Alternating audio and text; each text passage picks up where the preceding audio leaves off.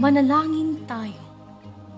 Sa pagtitipon namin dito, sa daungan ng iyong kaligtasan, kami ay nagpapasalamat sa pakikisalamuha at pamilya.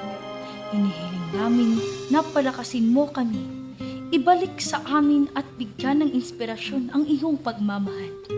Panginoon, punan mo kami ng iyong kapayapaan upang sa aming paglalakbay paitaas, ibubuhos namin ng iyong pagmamahal at biyaya sa iba.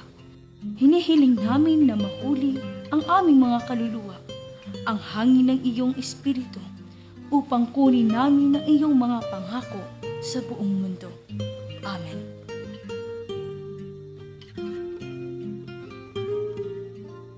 Flag Soliloquy.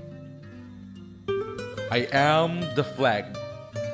I float over the land of many people, the symbol of their sovereignty, the emblem of their freedom, and the glory of their spirit.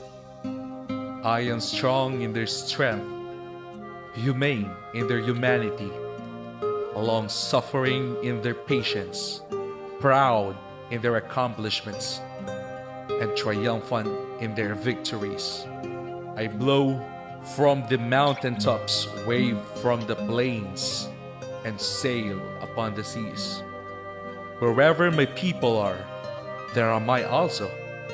So long as the sovereignty of my people shall exist, shall I exist.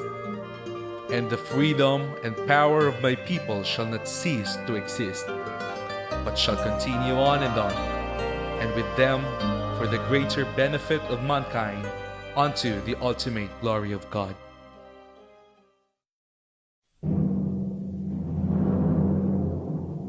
Bayang matiliw, perlas ng sinangalan, alab ng puso, sa titip mo'y buhay. Lupang hinirang, bigyan ka ng magiting, sa manlulupig, di ka pasisiin. Sa dagat at bundok, sa simoy at sa langit mong bughaw, may dilag ang tula at awit sa paglayang minamahal. Ang kislap ng watawat mo'y tagumpay na nagdiningning, ang bituin at araw na kailan pa may di maghihidilim. Lupa ng paralan, lalhating pagsinta, ay langit sa piling mo. Amin ni kaya lahat may mapaari, ang mamatay lang dahil sa'yo.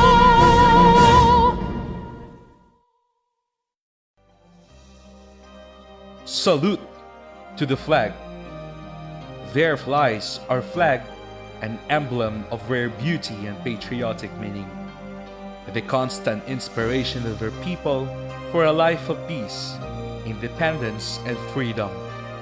Salute it, because this is the honor of the brave sons of Raha Solimans and Maria Claras. Press it upon your bosom, because it is the priceless relics of our country that is over with us in all vicissitudes of life. Adore it, because it is the hallowed mantle that covers the bleeding and mangled bodies of our soldiers dead. Bless it and dedicate it to God, because it is the fruit of the sacrifices of our heroes. And trust it to the Almighty and to human justice that it shall be preserved for you, your children, and your children's children, to glorify and render more holy than those who died for it would have not died in vain. Panunumpa sa watawat ng Pilipinas. Ako ay Pilipino. Buong katapatan nanunumpa sa watawat ng Pilipinas at sa bansang kanyang sinasagisag, na may dangal, katarungan at kalayaan na ipinakikilos ng sambayanang makadiyos, makakalikasan, makatao at makabansa. Kredo ng Samahang 4-H. Ako'y naniniwala sa mga gawain ng Samahang 4-H, sa mga pagkakataong ibibigay sa akin upang ako'y maging mabuting mamamayan. Ako'y naniniwala sa pagsasanay ng aking kaisipan sa kakayahang ibibigay sa akin upang makapag-isip ng wasto, makapagbalangkas at makapagbigay ng mabuting katwiran. Ako'y naniniwala sa pagsanay ng aking kalooban sa kagitingang ibibigay sa akin upang maging mabait, maunawain at tapat. Ako'y naniniwala sa pagsasanay sa aking mga kamay sa kakayahang ibibigay sa akin upang ako'y maging matulungin, kapaki-pakinabang at may kasanayan. Ako'y naniniwala sa pagsasanay ng aking kalusugan sa lakas na ibibigay sa akin upang ikalugod ang buhay laban sa mga sakit at maging mahusay sa paggawa. Ako'y naniniwala sa aking bansa at sa aking pamayanan. The 4-H Club Pledge.